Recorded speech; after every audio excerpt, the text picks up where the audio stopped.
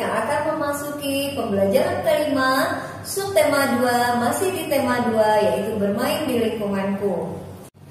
Seperti yang sudah kita pelajari, banyak benda yang ada di sekitar kita yang mempunyai bentuk, sifat, dan kegunaan yang berbeda. Nah, pada pelajaran sebelumnya, kita sudah membahas mengenai bentuk-bentuk benda, yaitu benda padat, benda cair, dan benda gas, serta sifat-sifatnya. Nah, hari ini kita akan belajar mengenai kegunaan benda. Setiap benda memiliki kegunaan yang berbeda. Apa saja kegunaan benda-benda yang ada di sekitar kita? Mari perhatikan contoh kegunaan benda seperti yang akan teacher jelaskan berikut ini. Perhatikan contoh benda berikut ini beserta kegunaannya. Gelas. Gelas berguna sebagai tempat minuman. Yang kedua, sapu. Sapu seperti yang kita ketahui gunanya adalah untuk menyapu lantai. Berikutnya ada payung. Payung berguna untuk melindungi diri kita dari panas atau hujan. Kemudian ada jam. Jam berguna untuk menunjuk waktu. Ada pisau. Pisau berguna untuk memotong atau mengiris bahan makanan. Serta radio. Radio berguna untuk mendengarkan lagu-lagu atau berita. Yang teacher sampaikan tadi adalah sebagian dari contoh benda yang ada di sekitar kita beserta kegunaannya. Masih banyak lagi benda-benda yang lain yang dapat Ananda teacher cari kegunaannya. Dalam memakai benda ada beberapa hal yang perlu teacher sampaikan. Yang pertama, benda akan berguna jika kita gunakan dengan benar.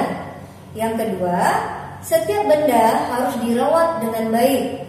Dan yang ketiga, setelah memakai benda, segera bersihkan dan simpan kembali kepada tempatnya.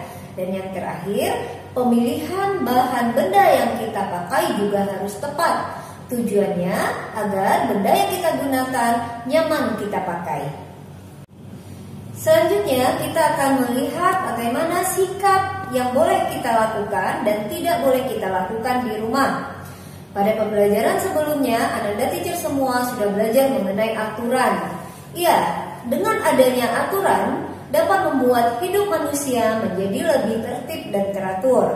Nah, dengan adanya aturan itu, kita dapat melihat apa-apa saja sikap yang boleh kita lakukan dan tidak boleh kita lakukan saat kita berada di rumah. Beberapa contoh sikap yang boleh Ananda lakukan ketika Ananda di rumah adalah: yang pertama, Ananda harus meminta izin terlebih dahulu kepada orang tua ketika ingin melakukan atau pergi ke suatu tempat. Yang kedua, mengucapkan salam ketika masuk ke rumah. Dan yang ketiga, letakkan barang kembali pada tempatnya setelah digunakan. Nah, itu adalah sikap-sikap yang boleh kita lakukan saat berada di rumah. Selanjutnya, kita akan melihat sikap apa saja yang tidak boleh Ananda lakukan saat berada di rumah.